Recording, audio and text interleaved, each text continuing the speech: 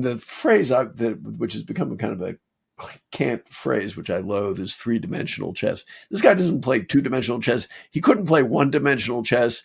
He would struggle with checkers.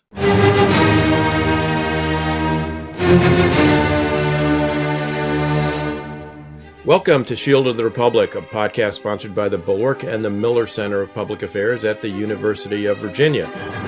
I'm Eric Edelman.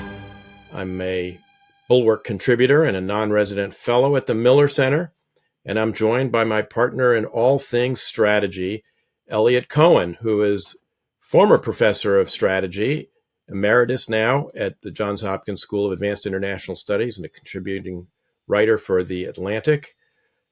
Eliot, how are you? I'm good. I think we inaugurated this series on the latest jackassery of the Trump administration, meaning things that may be nefarious, but are mainly so stupid that they're really worthy of note and ridicule. And this week, I think it's your turn to talk about the jackassery. I want to talk about resistance. Because, even though I've been critical of people who talk about resistance, I've decided I'm going to engage in it. So today I went out and bought 2 bottles of my favorite single malt whiskey in advance of the tariffs. And I think I view that as an act of resistance, somewhat different than, but comparable to the Boston Tea Party.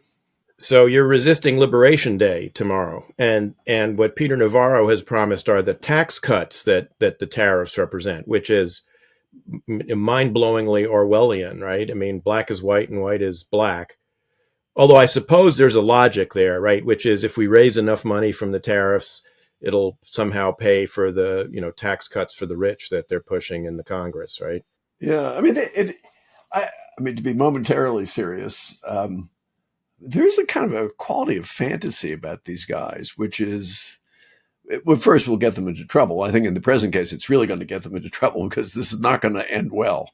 Right. I mean, I don't know any reputable economist who thinks that it will, and it defies common sense. But in part because Trump in this go round has so completely surrounded himself with yes men and women that they will have nothing that will prevent them in the way from charging right into brick walls. Yes. So in that vein, I tried to whittle it down to just one thing, but there is so much jackassery going on. And my nominees are actually, I have 2. I couldn't get it down to, beyond 2. But they both involve one of, I think, the bigger jackasses in this administration, who happens to be the Vice President of the United States, J.D. Vance, or J.D. Hamill, or anyway, whatever his name is this week. It is, first of all, the feckless trip to Greenland that he took with his wife, Usha Vance, which was embarrassing in so many ways. I mean, it started out as being a private visit. It then metastasized into something else when the White House advance team went all over Greenland and literally could not find anybody who would offer hospitality to the wife of the Vice President of the United States. It then ended up being a trip to Pituffik, the former Thule Air Force Base in Greenland, where he met with the denizens of the base and was there for like 4 hours and then left. All of this is absolute idiocy. I mean, one can stipulate, that the Arctic is important. Strategic competition with Russia and China in the Arctic is important. Greenland has always been important to U.S. national security in the 20th and 21st centuries. But we have an agreement with Denmark that we signed in 1951 that allows us to expand our military bases and cooperation there. I mean, as the Danes have pointed out, and the Greenlanders, we've actually reduced our presence there considerably over the years. So if we want to increase it and work cooperatively, we can. But instead, we're making these, sort of veiled threats. And the Vice President of the United States goes there and says, we can't resist the desires of the president of the United States, which, one could take in a lot of different directions, but um, so Don't go there. it's ridiculous. The other sort of, complete, moronic activity that they engaged in was the executive order that puts J.D. Vance in charge of Bowdlerizing our museums of history, the Smithsonian and others in Washington, to make sure no impure ideas about our history are allowed there. One shudders to think of what's going to happen to the Museum of African American History. And again, Vance is in charge of all this, including presumably putting back up statues of traitors to the United States of America, which were taken down in the wake of the George Floyd protests, appropriately, in my view, because these people betrayed their oaths to the Constitution and took up arms against the United States of America. Yeah, look, the thing is, those statues shouldn't have been put up in the first place. They were put up during the Lost Cause movement. So this is the late 19th century, which is really when you get this tremendous backlash against the outcome of the Civil War. Just a couple of thoughts about it. One is, you and I look at things like the trip to Greenland, or for that matter, the ravings about Canada. We just say this is ridiculous. What's interesting to me is, and I've seen this now in a lot of correspondence with Canadian friends, and plus other Canadians who've written to me about this piece I had in the Atlantic about, it was this sort of tongue-in-cheek piece about it's not a good idea to invade Canada, and kind of going over the historical record. Yeah, I mean, a lot of the responses were, it's not funny. And I can understand why. And, I think actually, particularly, I think if I was a Greenlander or a Panamanian, less so if I was a Canadian, because it really is so utterly ridiculous.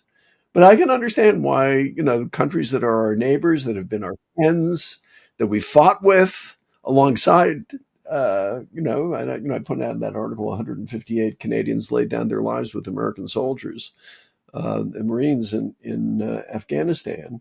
And the Danes did too. I mean, the Danes, were formidable, as you know, and did not have caveats, unlike a lot of other European countries.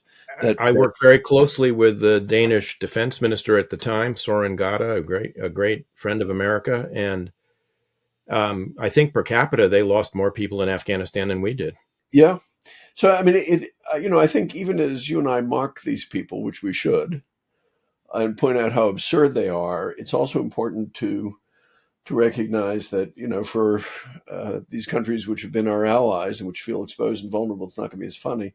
On the history part, I mean, again, there's a part of it which is downright sinister, but then there's a large part of it is utterly preposterous. So, for example, those Confederate statues, very, very few, if any of them, are on federal land.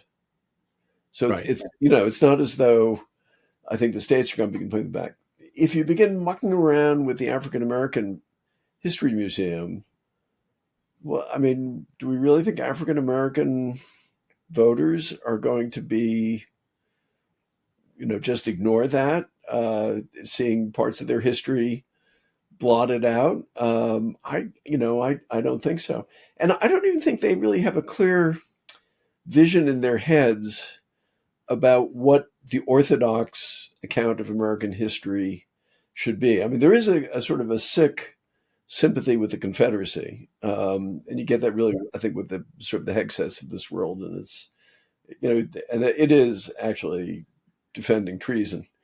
But for the rest, I don't think they really actually have a very clear idea of what they want. They know what they don't like, and I understand that. The 1619 Project. I don't like the 1619 Project either. It was terrible history.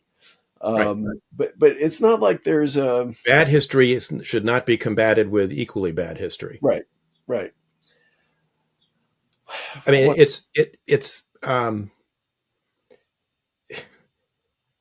it leads to the kind of imbecility that we're seeing with their efforts to do away with DEI, including now extraterritorially by trying to get foreign companies to agree not to have DEI programs, which is, again, kind of ludicrous. But look, lots to criticize in DEI and the way it's been executed. And yes, there are undoubtedly sort of charlatan, DEI consultants who have, made some money off the federal dime, peddling all sorts of, ridiculous nostrums.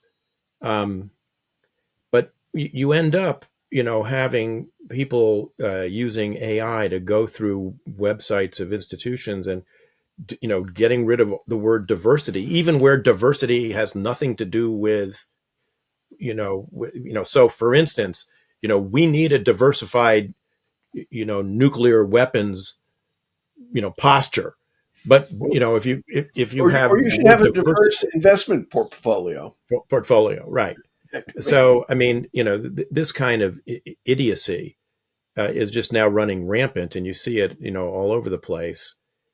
And it's actually going to take a while to recover from it, which is one reason why we should relentlessly make fun of it and expose it. Although I take your point completely. For our allies, this is not funny, and I get that, and I sympathize with that. I mean, I was asked. I think I mentioned it on Mona's show when I did her show last week. Katie Stallard, who was our guest last week, was interviewing me for a piece she wrote in the New Statesman about America First. And she asked me, do you think Trump would actually, kind of invade Canada? I mean, is that really kind of on? And I hesitated, for a moment. And I said, no, I don't think so. But the point I made to her was the fact that she had to ask the question and that I had to hesitate before I answered actually already tells you that we're sort of kind of in a completely, new world where, you have to at least conjure with the possibility that he might do something that idiotic. I agree. But like you, I feel committed to the mockery because, and for a number of reasons. First, because it really gets under their skin. They want to scare people. And if somebody says, no, you're not scary, you're just kind of a bad joke, it deflates them. But I think the other thing is there are a lot of people on our side, and I actually want to begin doing some more writing about this, who I think have really talked themselves into despair about the future of American democracy. And which is not to say we're not going to have a very bad time. I mean, I think we're going to have a bad time, and I think it may spill over into political violence, which would be horrible. But the idea that we're about to become Erdogan's Turkey or Victor, and by the way, Victor, it's not clear to me Erdogan lasts forever either, or Viktor Orban's Hungary, let alone Venezuela or whatever other state you want to talk about. It's to misjudge the moment. And what humor is about. Part of what humor is about is having a sense of proportion about things and people. And so I think we should make an account of the latest jackassery of the Trump administration a consistent feature of Shield of the Republic. I also have another suggestion for us. Actually, I'd be curious to hear from listeners whether they agree. It occurred to me we're beginning the 250th anniversary of the revolution. And actually, I've got a piece coming out in the Atlantic, which I'll just say it's about a knapsack, but it's a 250-year-old knapsack. And I point out that among other things, there are already a number of the significant events that led up to the revolution are the anniversaries have passed. So, for example, the Suffolk Resolves, which is really the first time when you have a bunch of delegates from Suffolk County, Massachusetts, letting their feelings be known, or you have the First Continental Congress. You've already had those moments where people made the decisions to shape what this country is, and I in this respect, Boston Massacre, Boston Tea Party, the Boston Massacre. And by the way, the Boston Massacre, the part that I always thought was truly noble about that was John Adams and Josiah Quincy saying, "Well, we're going to defend the Brits." And they defended British soldiers, and that was not popular. And they did it anyway. Not quite the spirit of rule of law that animates this administration. Right. And it's not the behavior you would have gotten out of Paul Weiss or Arden Scaps, which two big law firms which cut these huge deals with the Trump administration because they're afraid of them. In this respect, look, the critique of the way we've presented history has something to it. There's plenty of knavery in the revolution. There's plenty of hypocrisy, particularly over slavery. There's plenty of sordid and terrible stories. But there are also stories of real heroism, which should inspire us. And then there's just a lot of stuff that's really interesting, like the diplomacy of the revolution. So I hope that as the next few years unfold, you and I can talk a bit more about the American Revolution, and in particular, the truly great man of the American Revolution, Benedict Arnold. Somehow I knew that would come up. Never mind. Other things that have happened this week. One thing really sticks in my craw a bit, and our colleague Phil O'Brien has done a little bit to rectify the situation.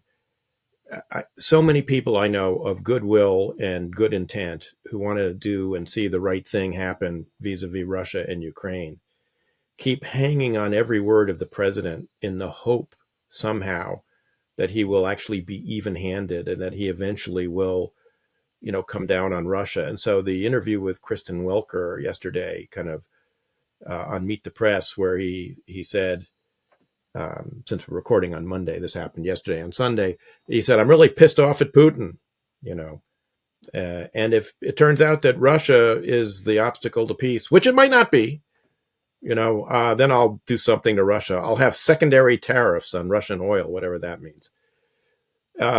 Now, he completely, that got a lot of coverage in the press and in the media.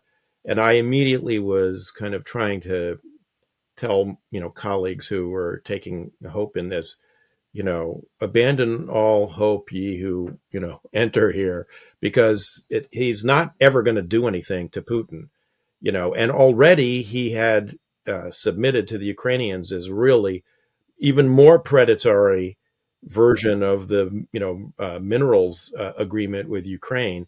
And then on the flight back from Mar-a-Lago on Sunday night, he kind of undid all of this, where he was saying, I don't think Putin's going to be a problem. But Zelensky, he's a problem. He's really a problem. So I have a somewhat different, slightly different take, in keeping with our respective characters as gloom and doom, with you being doom and me being gloom. I think the thing about Trump is that he's vain, he's mercurial. Yeah, he basically has a predilection for dictators, because he wants to be that himself. But he's capricious. The phrase which has become kind of a cant phrase, which I loathe, is three-dimensional chess. This guy doesn't play two-dimensional chess. He couldn't play one-dimensional chess. He would struggle with checkers. He is. He probably meant it when he said it, and then he stopped meaning it 3 seconds later. And he will revert to his norm, which is to be pro Putin. But I would note this, which I think is interesting.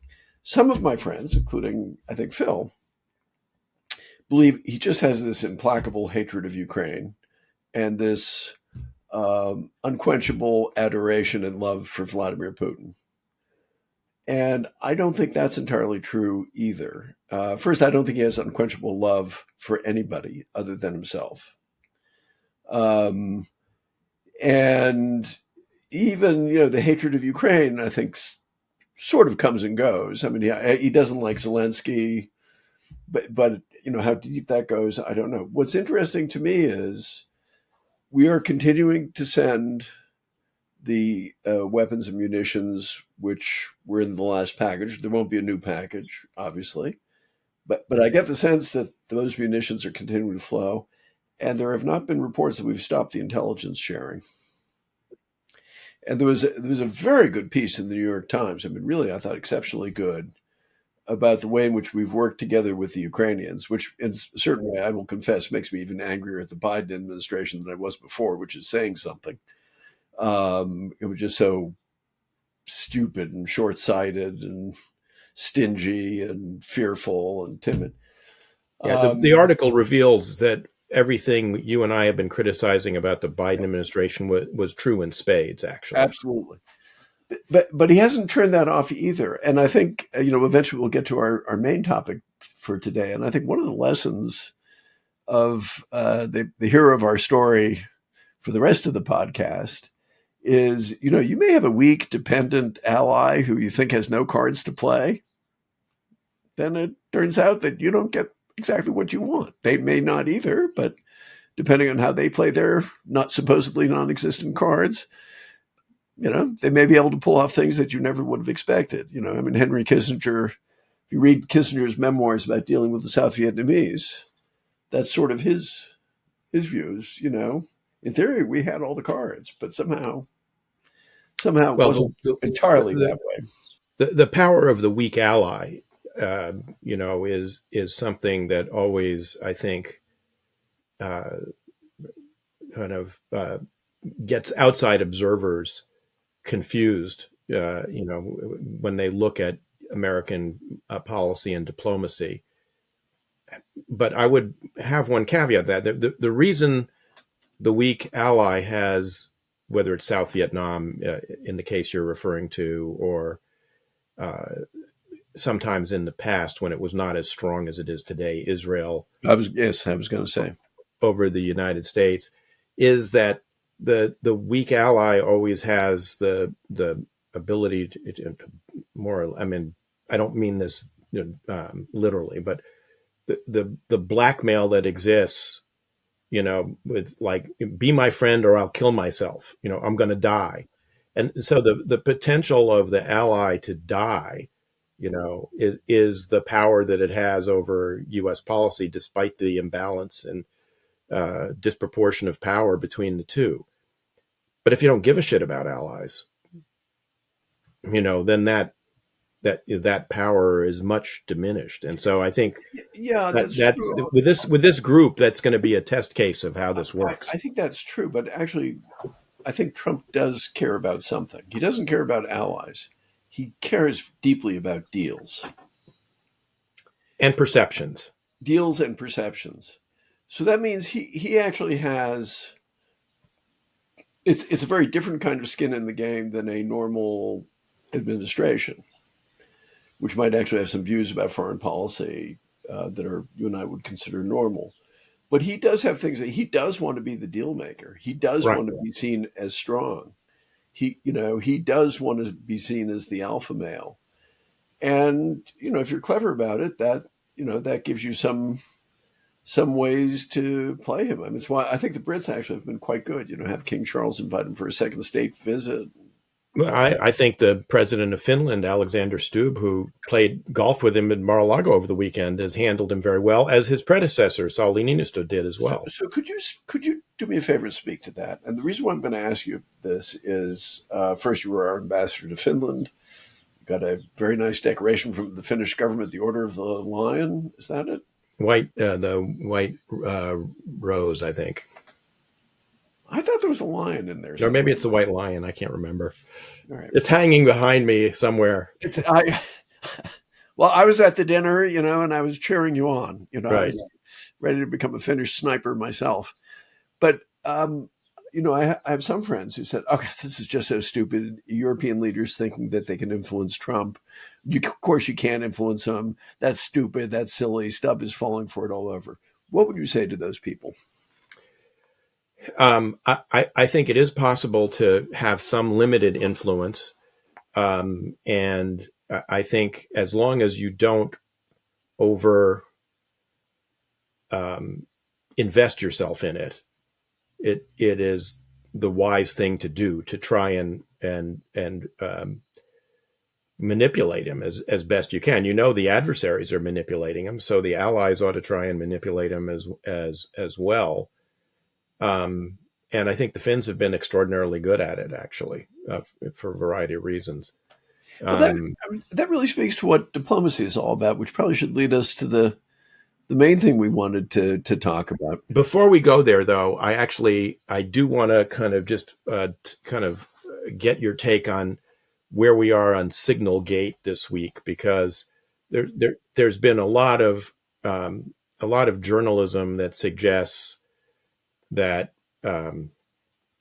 although it's clear that Pete Hegseth was by far the worst offender here by putting what was clearly classified and very sensitive operational information into a commercial app, that although he's the worst offender, the person who is most likely to see his head roll for this is Michael Waltz, and that Trump remains extremely angry at him, not because he had a Signal chat going in which they were discussing classified information about which I don't think Trump cares. In fact, he said, I don't know what Signal is. I don't care what Signal is. I don't care what they were talking about. But very angry that Mike Waltz had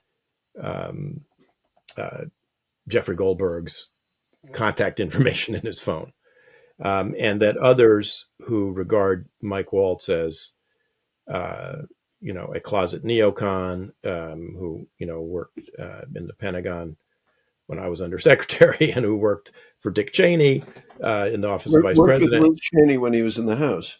And worked with Liz Cheney when he was in the House, is therefore very suspect and needs to be, defenestrated. So what's your take on all that? So first, let me stipulate that even though I'm a writer for The Atlantic, I have in no way communicated. Well, I did send a snarky note to Jeff Goldberg saying that after all the effort I've put into slamming the Trump administration, he, without lifting a finger, gets admitted to the Signal chat rather than me. He did not respond, so his sense of humor may have failed him at that moment. But in any case, I absolutely know nothing about this. Having said that, a couple of thoughts. Certainly from the outside, it would seem implausible that Jeff Goldberg's phone number just materialized on Waltz's phone. But so there's that. I think the kind of faux outrage of all these guys, again, they just look like a bunch of clowns. And particularly, you say, it's a failing magazine and a low-life, dirty, rotten, scum-sucking. It's actually, okay, The Atlantic, by the way, has a circulation of 1.15 million. It's profitable. It's growing by leaps and bounds. It's hiring lots of people, among other things, from places like the Washington Post, which are going through a rough time. It's expanding its newsroom. The Atlantic is doing just fine, thank you. And Jeff Goldberg is an extraordinary journalist. He's extremely capable, both as a journalist himself, but I'll pay him this tribute, and you can call it sucking up, but it's the truth. The Atlantic is a place which does have a very diverse range of views. There are people there who are considerably to the left of me, and there are some people there who are where I am, or even a bit further to the right on a whole bunch of issues. And, I personally have never had anything like censorship of any kind, and I wouldn't expect to. So, okay, just stipulate all that.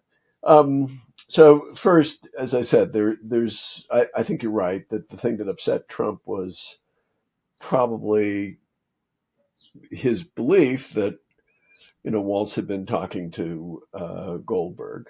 And also, I think Trump doesn't look, he understands being embarrassed, and I think, they all feel that this is embarrassing.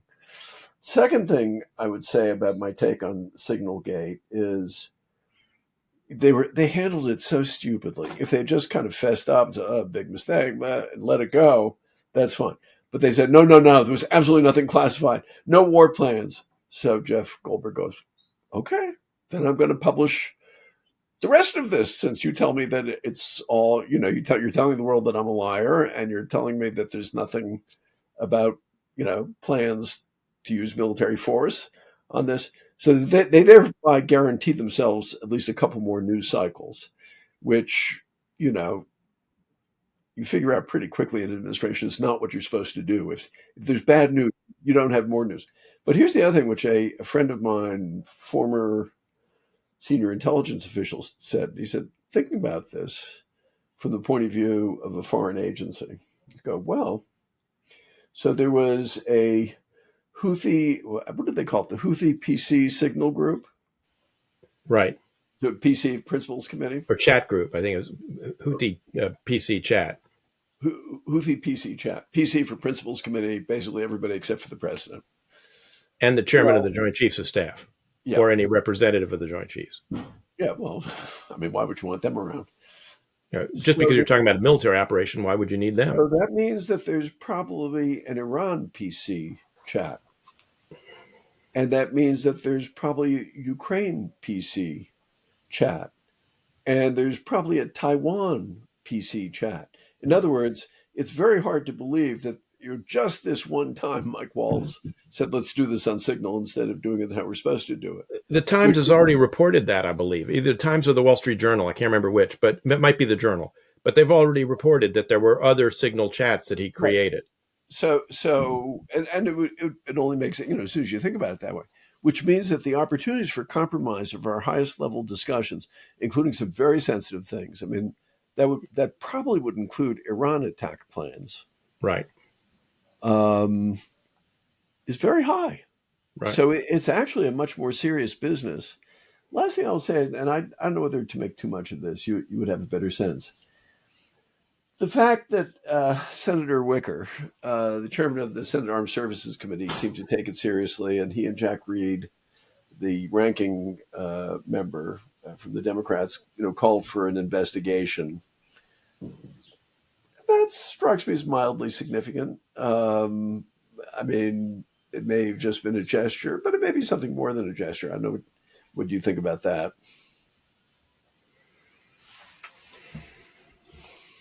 Hard to know. I guess the thing I take away from all of this is that the fact that Susie Wiles and J.D. Vance reportedly both, and I think one other senior person in the administration, recommended to Trump that he fire Waltz, and that he ultimately chose not to do so because he did not want to give the mainstream media, the satisfaction of a win, because he remembers that he fired Mike Flynn 1 month into his term and it didn't go well for him as a result. I think that Mike Waltz will, in the short run, survive this. But I think he has damaged himself enormously, both with the president, with other senior officials in the White House. I suspect he will not survive in the long run. And, sometime down the road, I don't know whether it'll be 3 months, 6 months, 9 months, but he will, either be transferred to other work, as we used to say in the old Soviet days, or, resign to spend more time with his family, is my prediction. In the academic world, we say he's decided to return to his first love, teaching. Right. There we go. All right. So now to the main event here. So this I mean, I'd like you to lead off the discussion. So just for our listeners, Eric and I have been talking about an occasional series on great books about diplomacy, or above all, great diplomatic memoirs. And Eric picked the first one. I'm going to pick the next one. It's Diplomat Among the Warriors by Robert Murphy. So, Eric, why don't you tell everybody who Robert Murphy was and why you picked this one as the one we should start with? Sure. So, Bob Murphy, in my view, is the quintessential Foreign Service officer. And although most listeners, and certainly most academics, if you asked them to name a Foreign Service officer, would surely say George Kennan, who is, particularly beloved of academics, in part Always because he was always a bad sign, but also because he was at heart really an academic, more than a diplomat. Murphy, I think, exemplifies much more of, sort of what modern diplomacy has kind of been all about, really, than Kennan. So, I mean, I first came across Murphy's memoir, which I have my old, very beaten up copy. I mean, this book was published in 1964. I purchased this copy for $1.85 sometime in the mid 1970s from a used bookstore in Connecticut when I was a graduate student writing my PhD dissertation, because Murphy was a major character in it. Murphy was a political advisor to Dwight D. Eisenhower while Eisenhower was planning the invasion first of Sicily and then of Italy.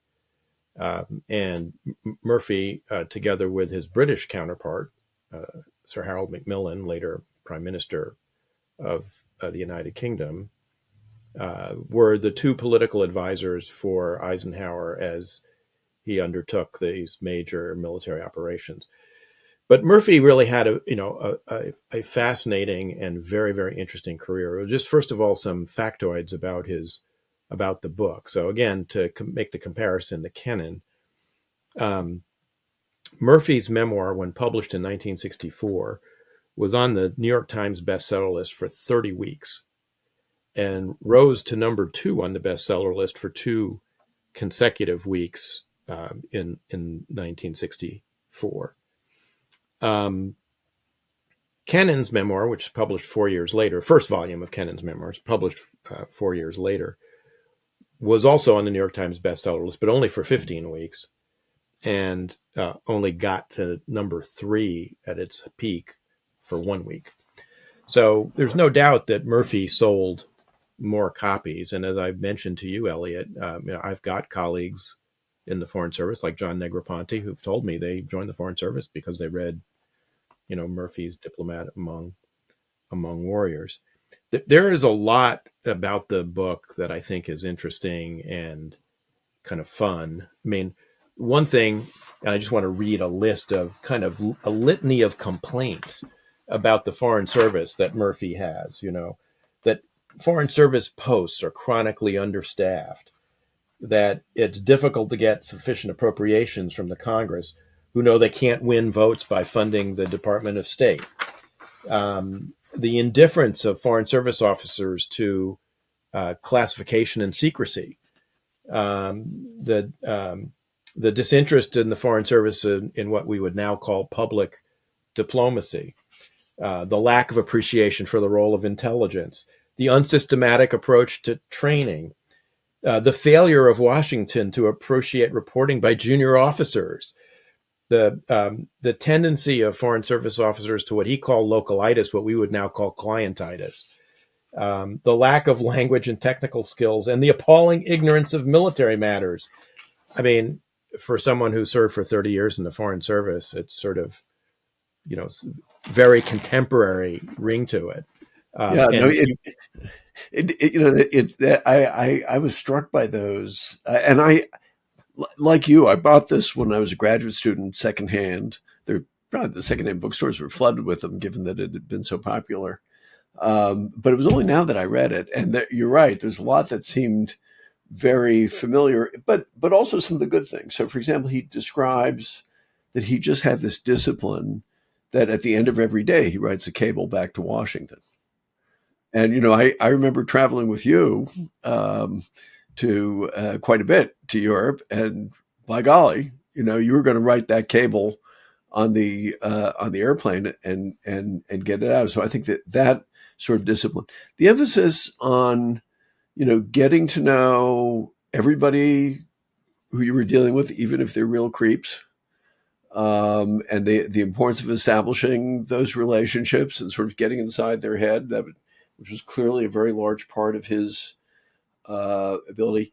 The relationship with the military is fascinating. I hate to say it, but he does sort of reinforce some of the stereotypical views you might have of military people. I think particularly of that generation, more of that generation than this, who just didn't want to have anything to do with politics, didn't understand anything about politics, felt all this is sort of an intrusion.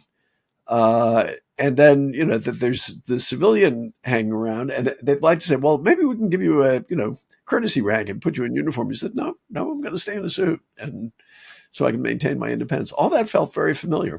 Yeah. So, I mean, Murphy probably is best known for the fact that, and one thing that led to, when the book came out, a lot of negative reviews of the book was that he was the deputy chief of mission. He was the number two in at the embassy in France to William Leahy, who was later Roosevelt's chief of staff, and that he stayed on to be chargé under Vichy before he then became Eisenhower's political advisor. Even before the invasion of Italy, he was the advisor for Operation Torch, the invasion of North Africa. Well, and before that, I mean, I think really, I'm fascinating. I hadn't fully realized this. He is Roosevelt's personal representative, right, roaming around North Africa with. I mean, it's remarkable. He has his own sort of separate codes cipher system, and he's reporting back to Roosevelt, not through State Department channels. Well, he's instructed not to talk to the Secretary of State about what he's doing, which is Roosevelt. Now, I mean, Roosevelt was more like that than most presidents, but again, that's not unheard of. And he's very good on sort of, the interagency kerfuffles, which are entirely familiar to us. Of, the Army wants one thing, Navy wants another thing, State wants something else. The White House is thinking completely differently, and we're wrestling with it while more disciplined systems like the British are outmaneuvering us. But I'm sorry, go ahead.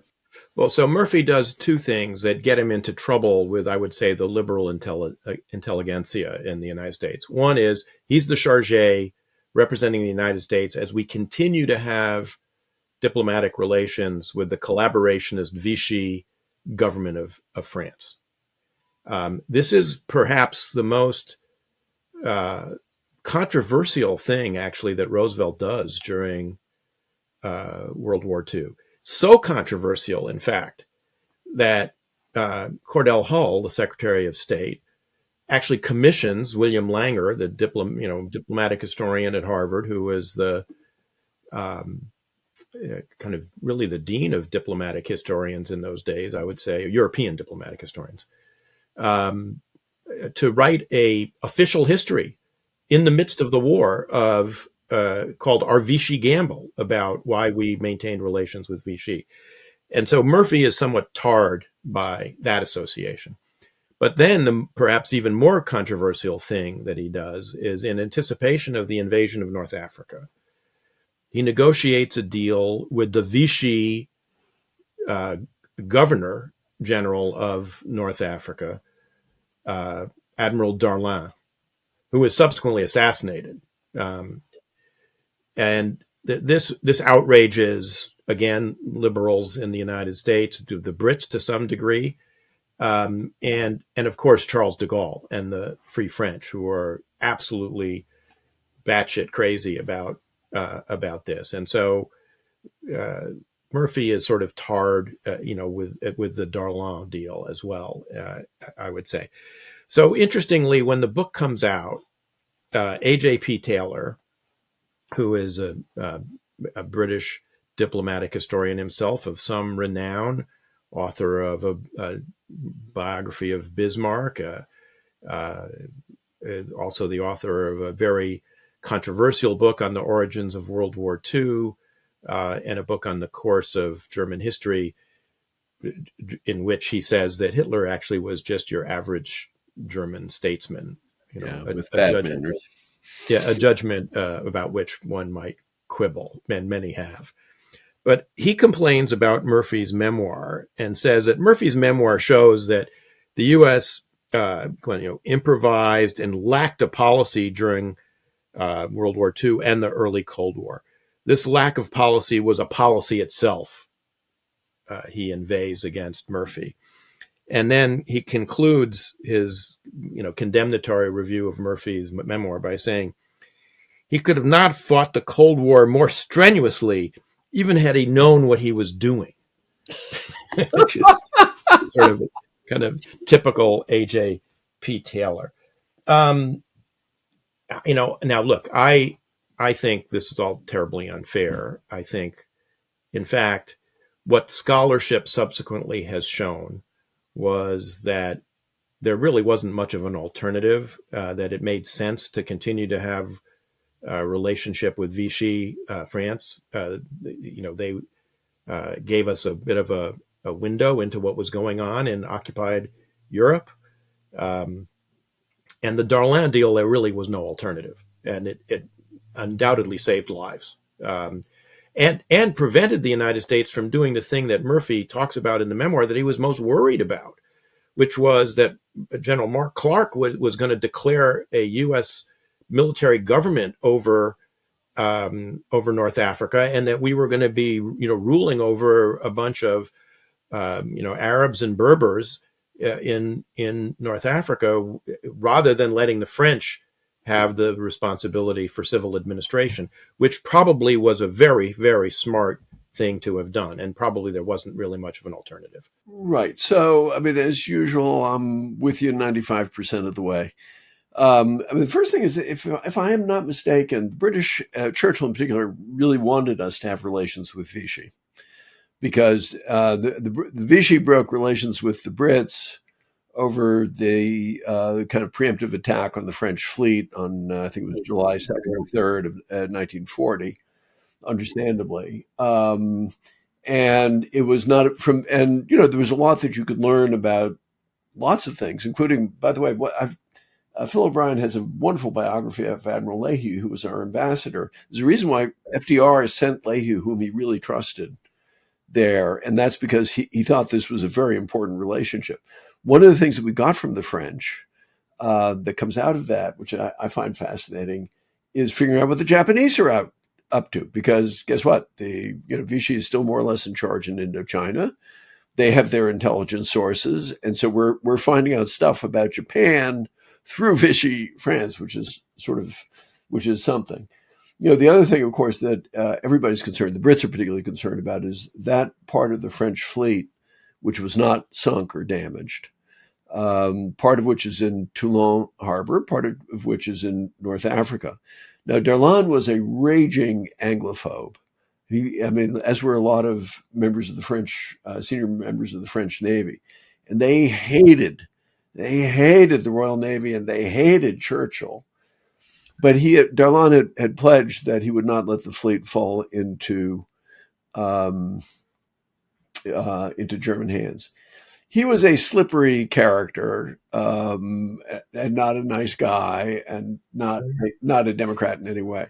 I agree with you. There was probably no choice about it. But, in retrospect, the mistake that we made, that Roosevelt in particular made, and this is really more Roosevelt's fault than Murphy's, not understanding that, not seeing the potential of de Gaulle as the leader of France. Roosevelt just sort of dismissed him. I don't know I'd want to see Murphy's dispatches actually before, or cables rather, to know what he really thought of him. It's a memoir, so, you get the benefit of hindsight, and he's writing in 1964, so he knows what happened to Charles de Gaulle. And you wonder if we alienated him more than we absolutely had to. The other thing, which, you do realize the, press played a role in World War II as well. We have this image of, Walter Cronkite in uniform and Eric Sevareid, and they're, tapping out patriotic stories. Well, yes and no, but part of what they're also doing is reporting on, French imperial rule in North Africa. They kept, one of the things that was actually quite controversial was the Vichy government kept all the restrictions. We allowed the Vichy government to keep all the restrictions on the Jewish population of North Africa that they had put in sort of under German pressure, but actually on their own as well. There were concentration camps. Well, because Vichy was run by a bunch of right-wing, more or less anti-Semites. Our friend Rob Satloff has written a very interesting book about this. Now, I think, again, to be fair, I think Rob doesn't focus as much on sort of what's the overall military imperative, which I agree with you was critical. I would say just two other things. One is one of the fascinating things that Murphy did, and I'd like to know more about it, and I think it's now come out. As FDR's direct representative, we had consulates all over North Africa. We bring in a bunch of vice consuls who are all military reserve officers with some sort of French speaking background, who are basically our intelligence collection network. So he's actually sort of in the intelligence collection business. But the other thing is that Mark Clark, who I've always thought was sort of a numbskull among American generals, did want to say, oh yeah, let's have military government. And, Murphy is just saying, are you out of your mind? And Murphy, like a lot of, I think, the diplomats of his generation, and it's an interesting thing to read now, although he is not nearly as anti-colonial, anti-imperial as Roosevelt was. It's not clear that he thought that these arrangements were all doomed. He sort of admires the fact that, you get nice modern cities with all the amenities, and that they seem to be able to kind of keep control of the populations and so on. So the book reads a little bit oddly, I think, if you're with a modern sensibility towards colonialism, don't you think? Yes.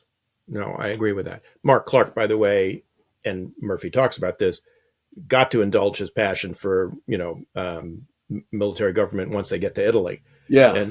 And particularly once they're, take over Naples, which is, historically known for bad city, municipal services. Mark Clark's got the 82nd picking up, trash and everything else in doing it. I mean, it's sort of, one of the things that AJP Taylor really holds against Murphy is this lack of policy. But as you say, I mean, in a lot of ways, this is not really Murphy. This is Murphy carrying out his instructions. And when I wrote my doctoral dissertation on this, 50 years ago, really what Murphy's laboring under is, first of all, Roosevelt's predilection for saying that military necessity guides, and I don't want to make any decision before I absolutely have to. The simplicity of the unconditional surrender policy, which takes a lot of diplomacy kind of off the board, and the reluctance of the U.S. government, even as it's fighting a global war as an ally of the United Kingdom, to undertake any kind of political obligations, in the post-war, while the war is going on. Now, you could argue that Roosevelt did this intentionally, believing that once the war was over, the United States was going to be in such a dominant position that it would be able to have much more influence than if it was making political deals, in the middle of the conflict. But the result of this is that Murphy himself describes, I mean, the British had very firm ideas about the Mediterranean, about Italy, what they wanted it to be after the war. They had a imperial lifeline to India through the Mediterranean and the canal. And so the United States ends up being what Murphy describes as the reluctant tail on the British kite in the Mediterranean. I think I would chalk it up as well. I mean, it's clear even Eisenhower, who was politically adroit, could be politically simple-minded when he was wearing the uniform. That they really viewed political concerns as completely illegitimate in the middle of a war. So I think that's one thing. The other thing is I also think, you come away from the book I came away from the book with a somewhat more negative view of Roosevelt in that, recently there's been an effort to say, no, he understood Stalin, well, much better than Churchill did. And he was very kind of coldly realistic. No. He felt that he could handle the Russians. Yes. They were going to build this partnership together. The naivete of FDR, I think, is very much on display in this book. And I mean, Murphy's very loyal to FDR, as many of the people around him were, but still it comes through. Well, I see we're running out of time. We could go on for a long time about this. I did want to just draw you out a bit on another figure with whom he works very closely, who most Americans today have not heard of, but who's really a remarkable character, and that's Lucius D. Clay. So the general who's basically put in charge of the military government of Germany, who had a terrific career as an engineer, as an organizer stateside. He's going crazy because he desperately wants a combat command, and he's never going to get one. But he serves the country so well, both managing war production domestically, and then they send him over, really as the guy who's running Germany. And Murphy is his POLAD, his political advisor. They form a relationship which, in a smaller scale, you see with Dave Petraeus and Ryan Crocker in Iraq, where their offices are right next to each other and they're working together hand in glove. And it's a reminder that actually, we tend to think of the occupation of Germany as being easy. It wasn't easy. There are a lot of complicated, difficult things to be done. And the Clay-Murphy partnership is one I think all that really repays a close look. Yeah, I agree. And in fact, I mean, I think as with Eisenhower, Murphy had, a very good ability to work with senior military that I don't think every American diplomat has shown the ability to do. And he knew how to stay in his lane, as we like to say, and do his work. In fact, there's some very arch references, which I sympathized with enormously in the book from my 7 years, two tours of duty in the Pentagon, where he basically says, I tried not to, get in the way of, military matters where my voice, should not have been heard. But despite the fact that my military colleagues quite frequently would stray into into the diplomatic lane. And I mean, I felt his pain as I was reading that, myself. It's funny that you mentioned the Crocker-Petraeus relationship, because I quite agree. It's very, very similar. I would say also Dave Barno and Zal Khalilzad when they were together in Afghanistan. Yes. And, there were other commanders and ambassadors who did not get along as well in Afghanistan, which led to some of our difficulties, actually. But, I just hope, particularly at this very difficult time, and it's a difficult time for the Foreign Service, and it's going to be, and for the State Department, that we continue to breed people like this, these Foreign Service officers who have immense experience overseas, tremendous dedication, tremendous work ethic. I mean, he's traveling all over the place at a time when travel was not an easy experience. It's something that is incredibly valuable, and you just have a feeling very few people really can fully appreciate. Yeah, he didn't have a dedicated Gulfstream 5 to take him. I remember the G5. Yeah, me too. Well, it's been fun, talking about Robert Murphy. I do hope people, who are interested in the history of American foreign relations, and in particular of American diplomacy, go out and either try and find a copy. I'm sure ABE Books and Amazon, I'm sure you can find a copy, because as you say, it was there were so many because it was such a bestseller for such a long time. I don't know, you can get it for $1.85, but no, I think those days are gone. Yeah, but in any event, it very much bears reading. Yeah. All right. Well, we'll see what jackassery we can talk about next week. I'm sure there'll be lots.